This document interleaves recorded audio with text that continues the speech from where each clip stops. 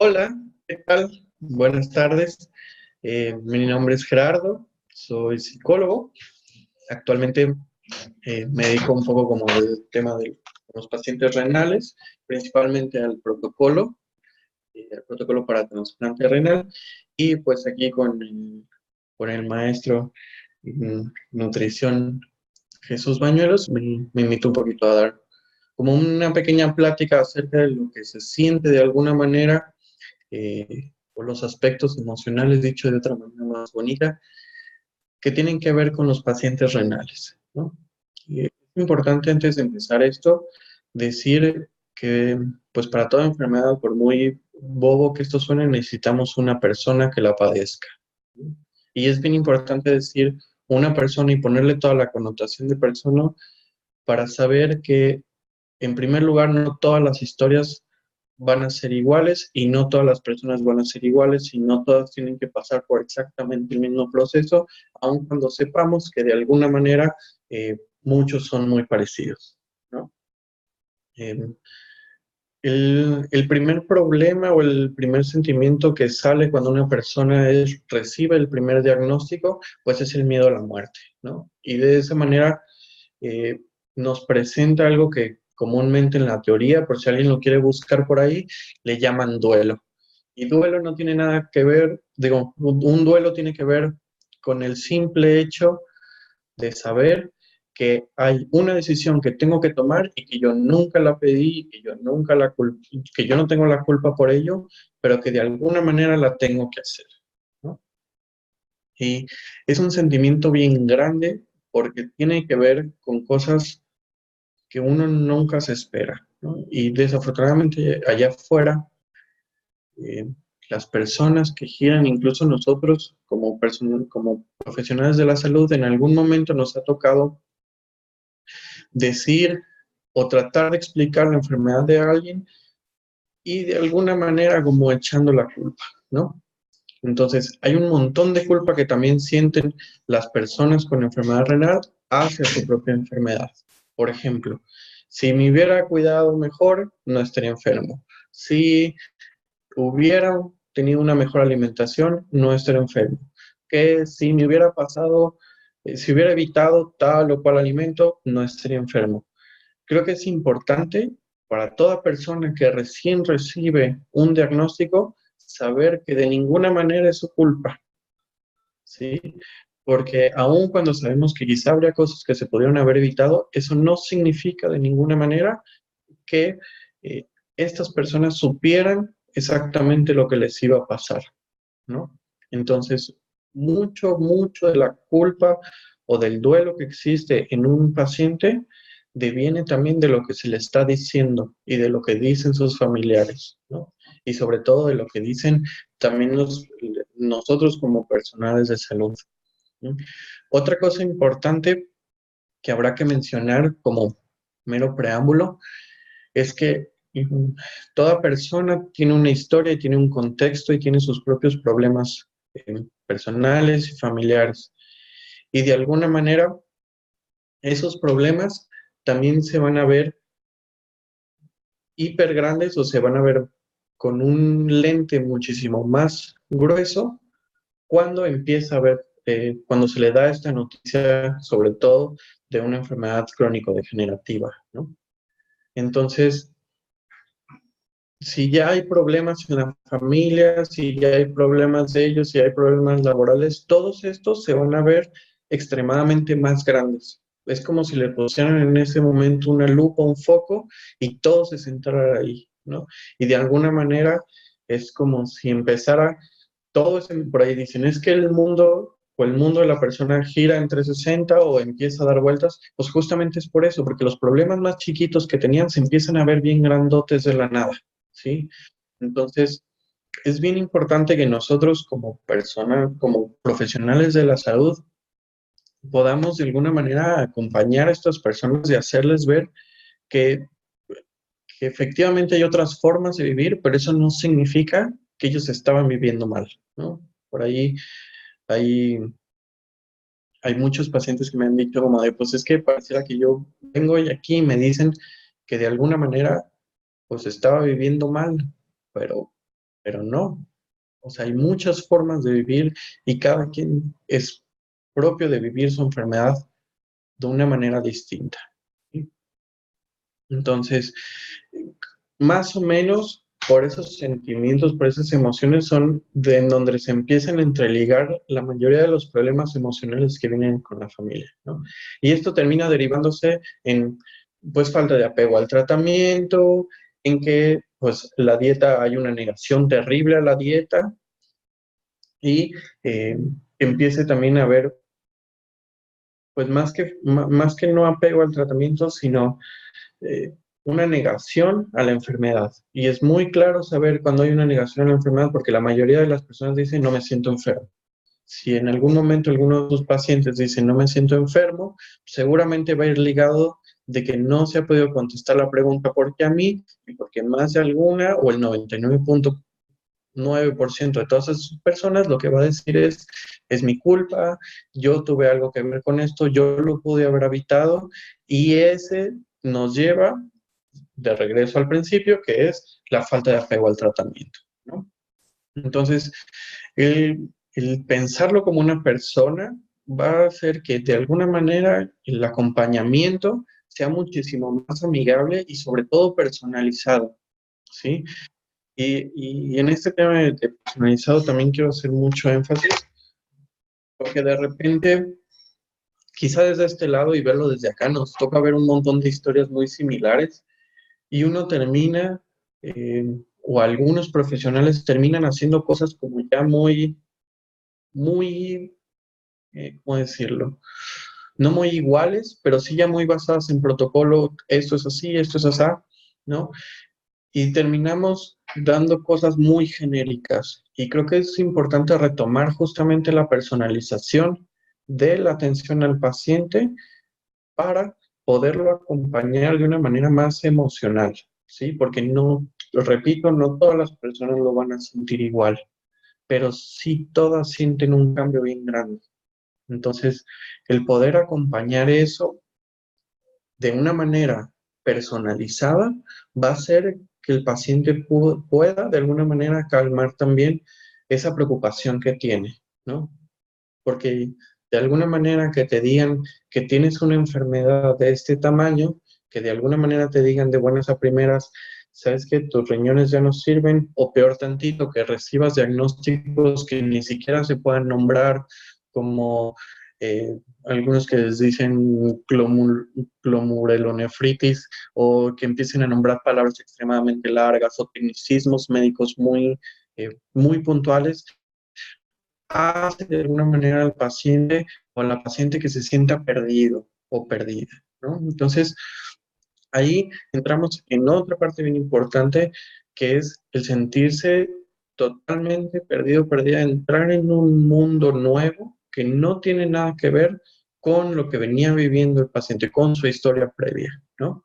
Entonces, de alguna manera sentirse perdido lo que viene buscando es una respuesta, es una tranquilidad, es alguien que de alguna manera los acompañe, los acoja y les dé seguridad, ¿no? Si cuando llegan uno como persona, como profesional de la salud o como familiar o como quien esté viendo esto, termina culpabilizando, termina juzgando o termina cuestionando la vida del paciente, hace que eso, ese pequeño suelo que todavía quedaba, desaparezca totalmente, ¿no?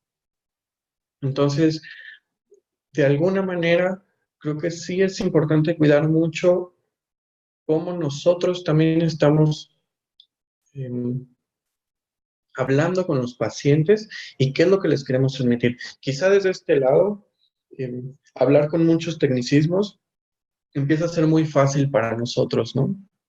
Y incluso uno ya tiene ese modelo de pensar y entonces ya lo trae así.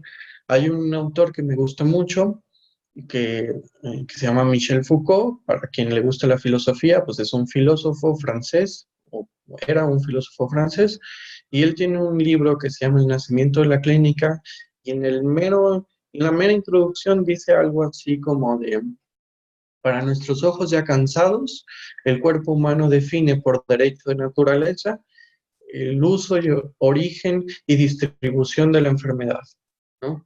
Y en esa pequeña cita lo que hace es una crítica bien grande a cómo seguimos pensando que el cuerpo solamente es el que puede estar enfermo, ¿sí?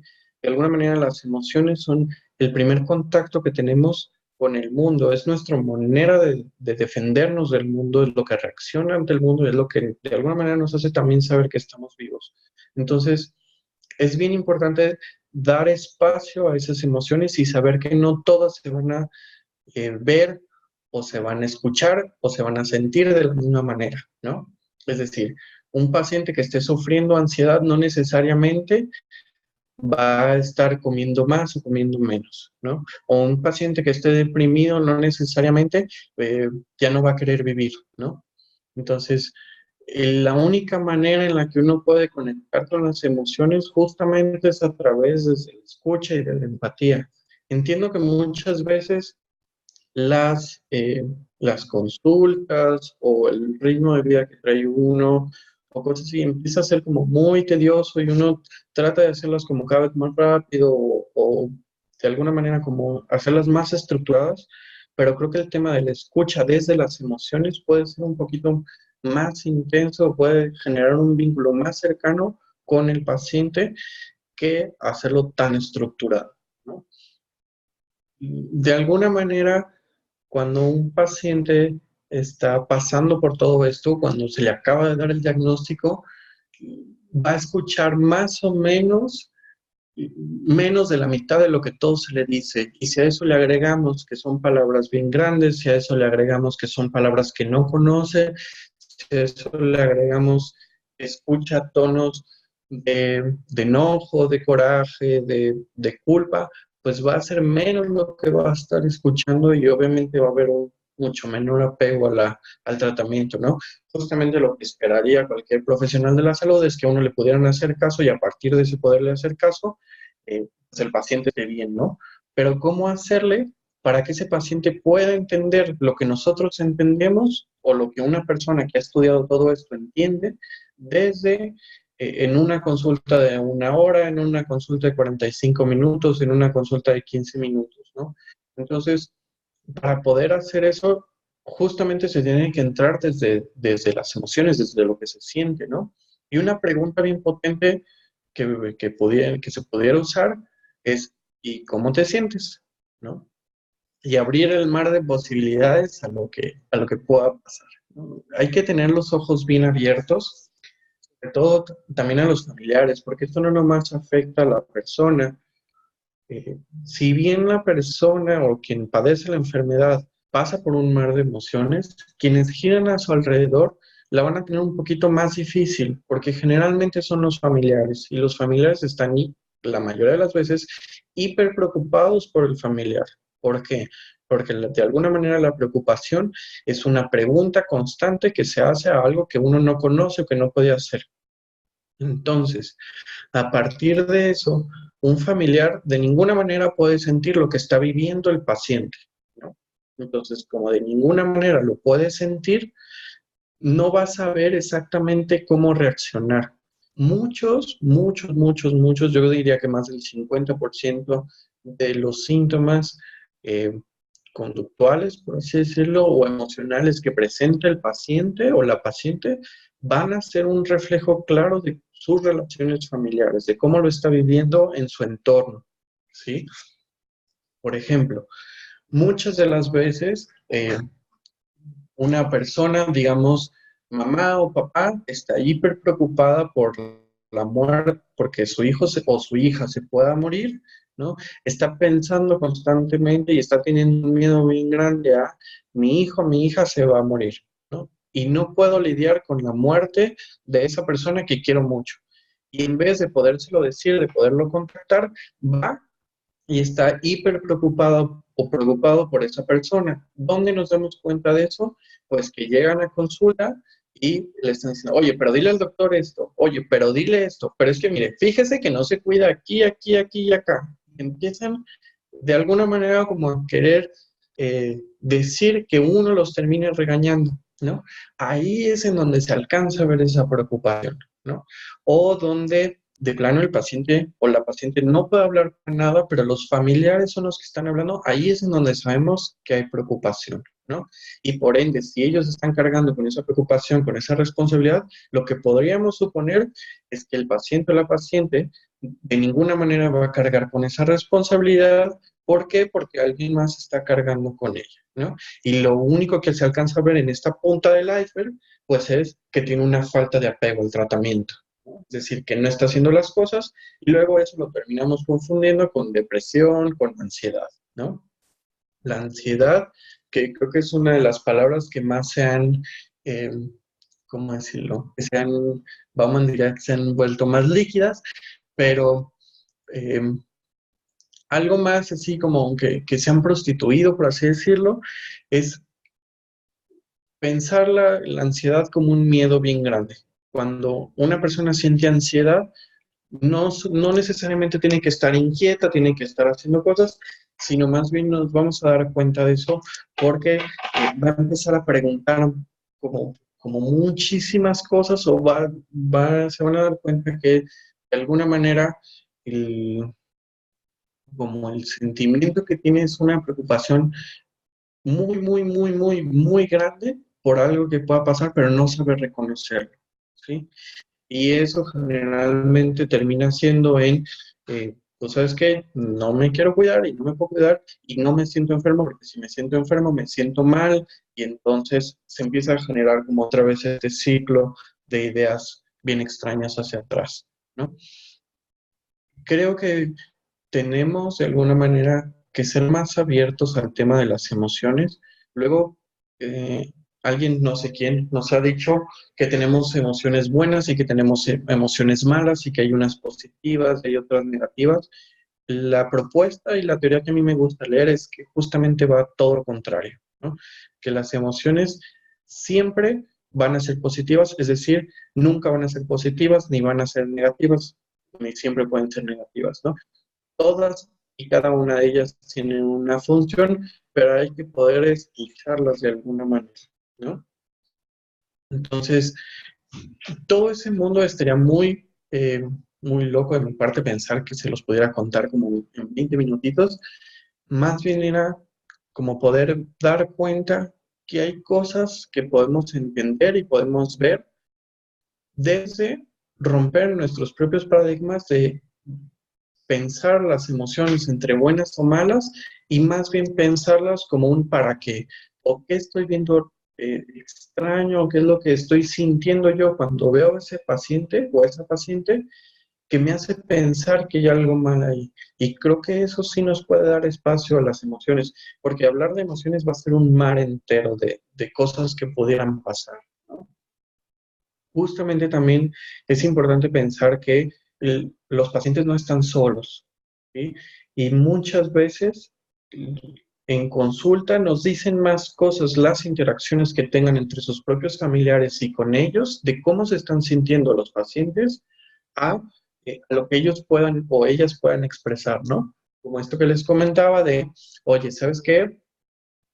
Mi mamá eh, está comentando todo, pues obviamente no te lo va a decir así el paciente, ¿no? Uno lo va a reconocer y esa dinámica seguramente es la que puede estar haciendo que no esté llevando un buen apego al tratamiento, ¿no?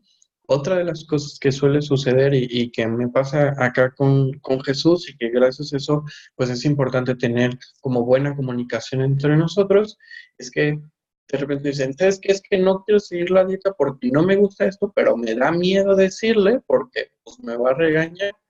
Y habría que pensar por qué uno termina regañando a los pacientes. Y justamente la pregunta que les hago es eso, ¿y por qué te tendrá que regañar? Pues no sé, porque me va a regañar. Y es como de, no, justamente lo que queremos es lo contrario. Cuéntale, ¿no? Lo que queremos es una personalización del tratamiento para que tú estés bien. Pero en ese miedo bien chiquitito hace que se reconfigure toda la vida del paciente, ¿no? De alguna manera. Entonces, eh, ¿son importantes las emociones? Sí, claro, pues son importantísimas. Es algo que uno no se puede quitar, ¿no? Y que todo el tiempo se están sintiendo y que de alguna manera deberíamos de poder eh, incitar a los pacientes a que puedan sentirlas y que las puedan reconocer también, ¿no? Y sobre todo tener, eh, si no lo tienen, pues desde la práctica psicológica, si es que algún psicólogo lo está viendo, pues tener un nutriólogo que puedan estar en comunicación, porque y si son nutriólogos, pues tener un psicólogo, porque el tratamiento integral va a ser lo que sea, va a ser que sea un tratamiento un poquito más acogedor y amigable para los pacientes, ¿no? No va a ser como tan agresivo de estoy escuchando 5 o 6 voces distintas y ni entre ellos se pueden poner de acuerdo o más o menos se ponen de acuerdo y como que tratar de rellenar ese rompecabezas en la cabeza pues genera todavía más preocupación y genera todavía más inseguridad, ¿no? Que justamente lo que queremos es hacer lo contrario. Entonces, esto, repito, es una pequeña pizca, ¿no? Es como la parte de encimita, es como tratar de dar un panorama así a vuelo de pájaro, ¿sí? Pero si de alguna manera, no sé si ahorita, si alguien tiene una duda, algún comentario, si alguien quiera decir algo, ¿no? Por aquí está abierto el chat y de alguna manera eso, la propuesta, así de rapidito, sería abrir espacio a hablar de emociones, ¿no? ¿Por qué? Porque sentirse enfermo, pues también es sentirse mal y es totalmente válido decirlo, ¿no? Y justamente algo que trabajo mucho con los pacientes es eso, es dar cuenta que si uno reconoce que la enfermedad se siente mal, se padece, entonces uno puede empezar a trabajar con eso. Pero si yo todo el tiempo estoy diciendo me siento bien, me siento bien, me siento bien, pues de ninguna manera se va a poder trabajar con la enfermedad porque justamente lo que estamos haciendo es negando, ¿no? A veces sentarse un poquito nos va a ayudar a caminar más en vez de todo el tiempo estar diciendo tengo que caminar, ¿sí? Entonces, pues eso, no sé si existe alguna duda, si alguien quiera comentar algo, repito, está abierto el chat por aquí, y si no, pues ya nomás me quedaría invitarles al diplomado en línea de soporte en el paciente con enfermedad renal que va a iniciar el 20 de agosto, en donde pues se estarán tocando este tipo de temas y donde podremos tener un poquito de espacio más amplio de hablar de esto que a mí me gusta decir como entre emociones y riñones, ¿no? Y ya, sería todo. Gracias. Chao.